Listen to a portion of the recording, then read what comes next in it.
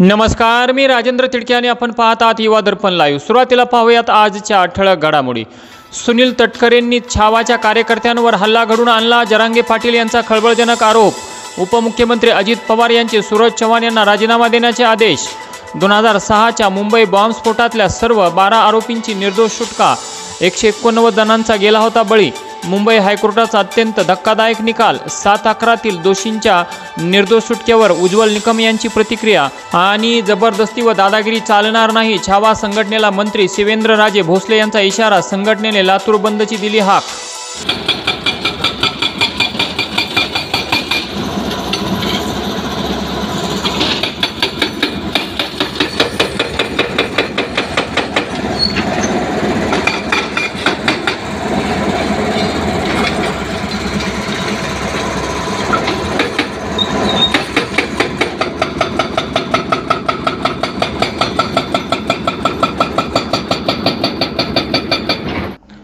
आणि आता बातमीपत्र बीड जिल्ह्याचं आणि राज्यातील इतर घडामोडींचं सविस्तर।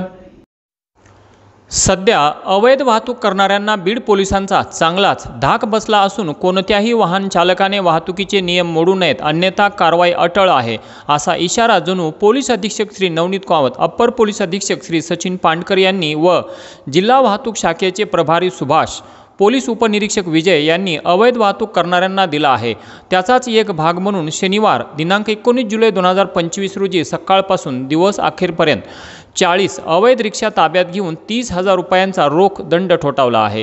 बीड जिल्ह्यासह बीड शहरात दिवसभरात 10,000च्या वर वाहने ये जा करत असतात, त्यात रिक्षांची संख्या भली मोठी आहे। असे अनेक रिक्षा चालक विना कागदपत्रे रिक्षा चालवतात, त्यांच्याकडे कागदपत्रे परिपूर्ण स्वरूपात आहेत की नाही याची शहानिशा करण्यासाठी जिल्हा वाहतूक शाखेचे पोलीस उपनिरीक्षक विजय यांनी व त्यांच्या टीमने सकाळी 10 वाजल्यापासूनच रिक्षा चालकांची कागदपत्रांची वाहतूक शाखेकडून कागदपत्रे तपासणी सुरुवात केली। यामध्ये अनेक रिक्षा चालकांकडे लायसन्स, इन्शुरन्स व गाडीची कागदपत्रे नव्हते, त्यामुळे 40 रिक्षांवर कारवाई करण्यात आली व रोख 30,000 रुपये दंड वसूल करण्यात आला। तरी जिल्हा वाहतूक शाखेचे प्रभारी सुभाष यांनी रिक्षा चालकांसह सर्व वाहनधारकांना आपले वाहनाचे कागदपत्रे परिपूर्ण करून जवळ ठेवण्याचे व वाहतुकीच्या नियमांचे पालन करण्याचे आवाहन केले आहे। या मोहिमेत जिल्हा वाहतूक शाखेचे पोलीस उपनिरीक्षक विजय, पोलीस हवालदार त्रिंबक, ज्ञानेश्वर, राजाभाऊ, पोलीस अंमलदार वसीम, सिद्धार्थ, चिंतामणी, अजिनाथ आदींनी सहभाग घेतला।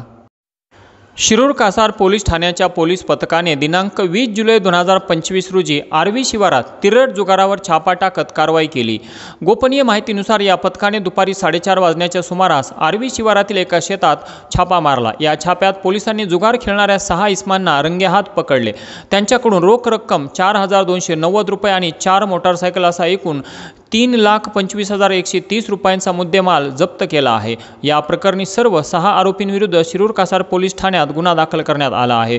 सदर कारवाई पोलीस अधीक्षक श्री नवनीत कावत, अप्पर पोलीस अधीक्षक श्री सचिन पांडकर, SDPO बाळकृष्ण हनपुडे पाटील, API प्रवीण जाधव यांच्या मार्गदर्शनाखाली PSI धनंजय कुलकर्णी, पोलीस हवालदार तुषार गायकवाड, सतीश भैरवाळ, सुनील भैरवाळ यांनी मिळून केली।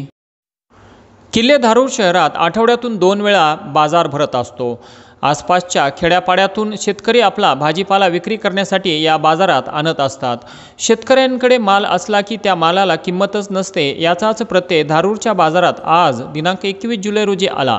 मागील काही दिवसांपासून मेथीला 40 ते 50 रुपये किलोचा भाव मिळत होता, परंतु मोठ्या कष्टाने पिकवलेली मेथी सध्या 1 रुपया किलोने कोणी घेण्यास तयार नाही। त्यामुळे आज किल्ले धारूर येथे सोमवारच्या बाजारात एका शेतकऱ्याने हताश होऊन बाजारातच विकायला आणलेली मेथी टाकून देत रागारागाने परत आपल्या गावी निघून गेला। साधा मजुराचाही खर्च निघत नसेल तर शेती कशाला करायची हीच भावना यावेळी दिसून येत होती। दुसरीकडे फुकट्या ग्राहकांनी मात्र मेथीच्या जुड्या उचलून नेण्यास एकच गर्दी केली होती। युवा दर्पण लाईव्हसाठी विष्णू रंधवे, किल्ले धारूर। शिरूर कासार पोलीस स्टेशन येथे गुन्हा दाखल असलेला व मागील 1 वर्षापासून फरार असलेला आरोपी रवींद्र मनसुख बांदल राहणार कानोबाची वाडी, तालुका शिरूर कासार, जिल्हा बीड याला बेड्या ठोकल्या आहेत।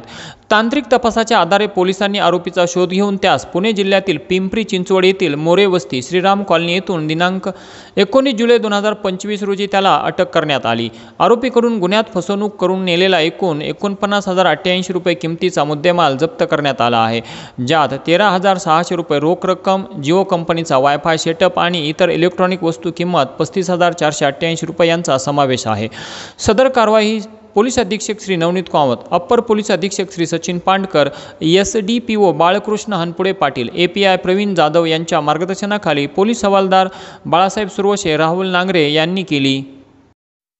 माजलगाव येथे इंजिनिअरिंगचे शिक्षण घेत असलेल्या व गेवराई तालुक्यातील तलवाडा पोलीस ठाणे हद्दीतील गंगावाडी येथील रहिवासी असलेला शिवम काशीनाथ चिकणे वय 21 वर्षे या तरुणाला प्रेम प्रकरणातून 5 जणांनी केलेल्या मारहाणीत छत्रपती संभाजीनगर येथे उपचारादरम्यान त्याचा मृत्यू झाला होता।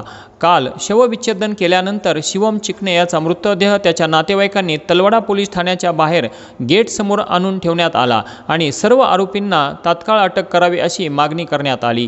या प्रकरणातील 3 आरोपी पकडले गेले असून उर्वरित 2 आरोपींना लवकरात लवकर अटक करण्याचे आश्वासन तलवाडा पोलिसांनी यावेळी दिल्यानंतर गंगावाडी येथे शिवम चिकणे याच्यावर अंत्यसंस्कार करण्यात आले। शिवमचे गावातीलच एका तरुणीसोबत प्रेमसंबंध होते। त्याला त्याच्या प्रेयसीने भेटायला घरी बोलावले होते।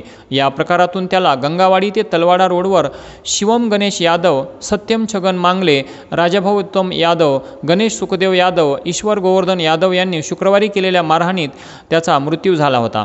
यातील 5 आरोपींपैकी राजाभाऊ उत्तम यादव तलवाडा येथे, गणेश सुखदेव यादव याला सिरसदेवी येथे तर शिवम गणेश यादव याला रविवारी गेवराई येथे अटक करण्यात आली होती।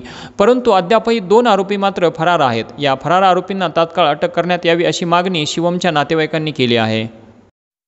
दिनांक 19 व 20 जुलै 2025 रोजी विमाननगर पुणे येथे इंटरनॅशनल इनरव्हील क्लबच्या 41व्या असेंब्लीचे आयोजन करण्यात आले होते। IWCचे हे 2024-25 हे 101वे वर्ष असून रुबी इयर मोठ्या जल्लोषात संपन्न झाले। यावेळी एकूण 570 क्लबच्या सदस्या उपस्थित होत्या। या प्रसंगी क्लब ऑफ बीड 313ला ट्रॉफी व सर्टिफिकेट्स देऊन गौरविण्यात आले। Setup and lead by example हे ब्रीदवाक्य असलेल्या इंटरनॅशनल इनरव्हील क्लबमध्ये एकूण 1 लाखांपेक्षाही जास्त महिला सहभागी आहेत। ग्रामीण भागातील विद्यार्थ्यांना शैक्षणिक व क्रीडा साहित्य वाटप करणे, शिक्षकांना सन्मानित करणे, रक्तदान शिबिर, मेडिकल चेकअप कॅम्प असे विविध क्षेत्रात उल्लेखनीय कार्य करणाऱ्या व्यक्तींचा सन्मान करणे अशा प्रकारचे कार्य या महिला करत असतात। उल्लेखनीय बाब म्हणजे या महिला स्वतः आर्थिक कॉन्ट्रीब्युशन करून हे कार्य करत असतात। यावेळी नूतन president Bharati Mundada, secretary Vaishali Pathak, ISO Mangala Gude Vishwekar, treasurer Pushpa Kasat, माजी district chairman doctor Shobhana Palekar, नूतन डिस्ट्रिक्टचे चेअरमन डॉक्टर आशा देशपांडे यांची उपस्थिती होती। आणि याचबरोबर आजचं बातमीपत्र संपलं। उद्या पुन्हा भेटू काही नव्या आणि ताज्या घडामोडींसह। तोपर्यंत पाहत राहा युवा दर्पण लाईव्ह चॅनल, लाईक करा, सबस्क्राईब करा आणि खाली दिलेल्या बेल आयकॉनला प्रेस करा। तोपर्यंत नमस्कार।